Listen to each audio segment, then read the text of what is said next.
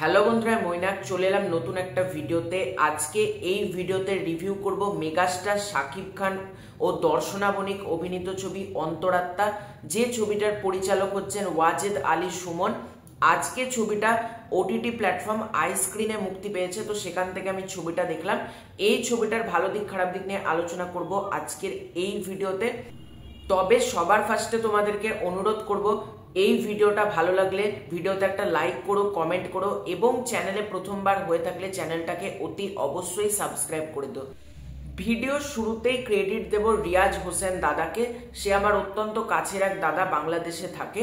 তো সে আমাকে একটা সুবিধা করে দিয়েছে। সুবিধাটা কি সেটা বলছি, কারণ তার ক্রেডিটটা তাকে অবশ্যই দেওয়া উচিত। সেটা হচ্ছে, আমি আইস্ক্রিন সাবস্ক্রাইব করতেই যাচ্ছিলাম, কিন্তু রিয়াজ দাদা সে আইস্ক্রিন সাবস্ক্রাইব সদ্য কিনেছিল। সে আমাকে বলল যে তোমার সাবস্ক্রিপশন কেনার দরকার নেই, আমি তোমাকে কোড দিচ্ছি, তুমি আমারটা থেকে ব্যবহার করতে পারো।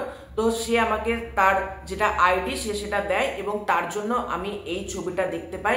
কারণ সে কিন্তু নিজের পয়সা দিয়ে সাবস্ক্রিপশন কিনে সে আমাকে দিয়েছে, তাকে অবশ্যই আমি ধন্যবাদ জানাবো। এবং রিয়াজ দাদা, বাংলাদেশের যে এত খবরগুলো তোমাদের মাঝে দিতে পারি সেটা কিন্তু অনেক ক্রেডিটই রিয়াজ দাদার থাকে। সে কিন্তু আমাকে হোয়াটসঅ্যাপে খবরগুলো পাঠায়, তোমাদের মাঝে তাড়াতাড়ি খবরগুলো দিতে পারি, তাই ক্রেডিট তাকে অবশ্যই দেবো।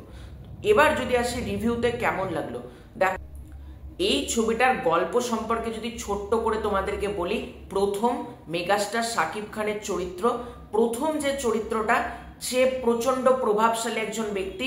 তার বিয়ে হয় রূপকথা অর্থাৎ দর্শনা বণিকের সাথে। তার সাথে কি কি ঘটনা ঘটছে এর থেকে যাবতীয় জানতে গেলে তোমাদেরকে আইস্ক্রিনে এই ছবিটা দেখে নিতে হবে। কারণ আমি নিশ্চিত অনেক দর্শক কিন্তু এই ছবিটা এখনো পর্যন্ত দেখেনি, তারা অপেক্ষা করছিল ওটিটিতে দেখার। তো এই ছবিটা পরিচালক হচ্ছে ওয়াজেদ আলী সুমন।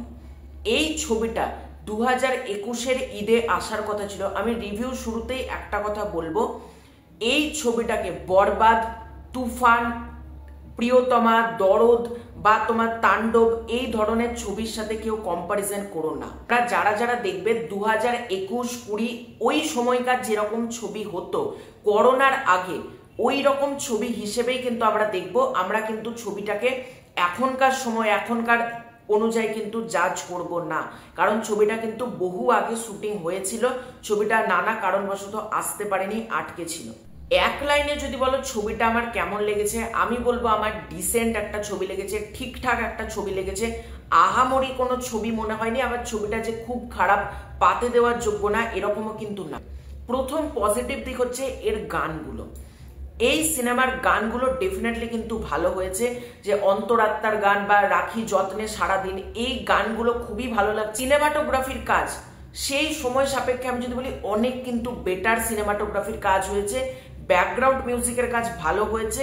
এখানে গল্পের ক্লাইম্যাক্সটা আমার ভালো লেগেছে, কিন্তু মানে সিনেমা শেষ হচ্ছে ক্লাইম্যাক্সে যে টুইস্টটা দেওয়ার চেষ্টা করা হয়েছে। আমি একটা কথা বলবো, অনেকে মেগাস্টার শাকিব খানকে যে বলে না যে প্রিয়তমার পর থেকে তার মধ্যে একটা চেঞ্জেস এসেছে, এখানে মেগাস্টার শাকিব খানের তোমরা পারফরমেন্স দেখবে। আমি এটুকু বলছি, এই গল্পটা কিন্তু আহামরি এক্সট্রা অর্ডিনারি কোনো গল্প না। শুধুমাত্র মেগাস্টার শাকিব খান এত ভালো একজন অভিনেতা, নিজের অভিনয় দক্ষতা দিয়ে পুরো গল্পটাকে টেনে নিয়ে গেছে। ওই মানুষটা একা। আমি সাপোর্টিং কোনো কাস্টের ভূমিকা এখানে দেব না, কারণ তাদেরকে সেরকম ডায়লগই দেওয়া হয়নি। মেগাস্টার শাকিব খান নিজের পারফরমেন্সের জোরে গোটাটা টেনে নিয়ে গেছে, গোটা ছবিটা। একজনকেই তোমার ভালো লাগবে, সেটা হচ্ছে one and only megastar Shakib Khan. তিনি অসম্ভব ভালো এই ছবিতে অভিনয় করেছেন। তার ডায়লগ থ্রোয়িং বলো, তার যেরকম একটা ঘোড়া নিয়ে সিকোয়েন্স আছে, বা আমার একটা পার্টিকুলার শট ভালো লেগেছে যেটা মেগাস্টার শাকিব খানকে অ্যাটাক করা হয়, মেগাস্টার শাকিব খান বন্দুক দিয়ে গুলি করতে থাকে, ওই শটটা ভালো। এবং মেগাস্টার শাকিব খান সিগারেট খাচ্ছে, ওই সিগারেট খাচ্ছে আর ধোঁয়া ছাড়ছে, ওই পার্টিকুলার পুরো সিনেমা জুড়ে এটা রয়েছে। মানে মেগাস্টার যখনই আছে তার হাতে একটা করে মানে সিগারেট থাকছে, সে সিগারেট খাচ্ছে। এবং যেটা আমার ভালো লেগেছে, মেগাস্টার এন্ট্রি, এখানে যেভাবে এন্ট্রি করায়, ওই বান্দির বাচ্চাটা কই, তারপর যখন মেগাস্টার বন্দুকটা ঘোড়ায় দিয়ে তারপর সেই সিগারেটের ধোঁয়া ছাড়ে যেভাবে এন্ট্রি হয়, ওই সিনটা দারুণ লেগেছে। এবং কিছু কিছু ডায়লগ স্পেশালি এই গল্পের মধ্যে ভালো, যেগুলো তোমরা ট্রেলারে দেখতে পেয়েছো। আমি প্রথম এক্সেপশনাল এবং এক্সাম্পল দুটোই, আমাকে নিয়ে খেললে আমি বরদাস্ত করব না, আমার সামনে আগুন পড়লে মারিয়ে যায়, সাগর পড়লে সাঁতরে যায়, এই যে এই ডায়লগগুলো, এগুলো ডেফিনেটলি কিন্তু ভালো হয়েছে। যদি আমরা আসি নেগেটিভ পয়েন্টে, দেখো প্রথম নেগেটিভ পয়েন্ট হচ্ছে মেগাস্টার শাকিব খান এবং দর্শনা বণিক, এদের দুজনের কেমিস্ট্রিটা আমার কাছে খুব একটা ওয়ার্ক করেনি। এবার তোমরা বলতে পারো কেন? দর্শনা বণিক যদি ক্যারেক্টারটার ভয়েস নিজে যদি দিত, যদি নিজে ডাবিংটা করতো, অনেক বেশি ভালো লাগতো। এখানে দর্শনা বণিকের লিপে যে ডাবিংটা করেছে আমি বলবো ভালো লাগেনি, তার ভয়েসটা মানাচ্ছে না, এবং দর্শনা বণিকের চরিত্রটা কোথাও গিয়ে জীবন্ত হয়ে উঠছে না। এবং এই সিনেমার মূল নেগেটিভ দিক আমার যেটা মনে হয়েছে সেটা হচ্ছে, এই সিনেমাটা তো মেগাস্টার শাকিব খানের, যখন যখন মেগাস্টার পর্দা থেকে সরে যাচ্ছে, মানে হয়তো একটা সিন বা দুটো সিন বা তিনটে সিন হঠাৎ হঠাৎ মেগাস্টার শাকিব খানকে আমরা স্ক্রিনে দেখতে পাচ্ছি না, হয়তো দুটো ক্যারেক্টার কথোপকথন করছে, সেই সিনগুলো আমাদেরকে হাই দিতে পারছে না, আমাদেরকে মজা দিতে পারছে না, তখন গল্পটা অনেক বেশি স্লো হয়ে যাচ্ছে। যখন যখন পর্দায় মেগাস্টার থাকছে তখনই কিন্তু স্ক্রিন ভালো লাগছে, স্ক্রিন প্রেজেন্সটা ভালো লাগছে। কিন্তু যখনই মেগাস্টার শাকিব খান স্ক্রিন থেকে সরছে, এই ছবিটা বোরিং হয়ে যাচ্ছে একটা টাইমের পর। মানে আমার এটা মনে হয়েছে যে মেগাস্টার শাকিব খানের সঙ্গে পাল্লা দিয়ে কোনো অভিনেতা এখানে অভিনয় করতে পারেনি। এবং এখানে যাদেরকে নেওয়া হয়েছে আমি সত্যি বলছি তাদের কাজ খুব একটা দেখেছি আমি মনেও করতে পারবো না, দর্শনা বণিক ছাড়া বাকিদেরকে আমি সেভাবে চিনিও না, ঠিক আছে? তো তাদের অভিনয় আলাদা করে যে দাগ কাটবে এরকম কিন্তু কিছু না, কারণ তারা তাদের স্ক্রিন প্রেজেন্স দিয়ে কিন্তু স্ক্রিনগুলোকে রিলিভেন্ট করতে পারছে না।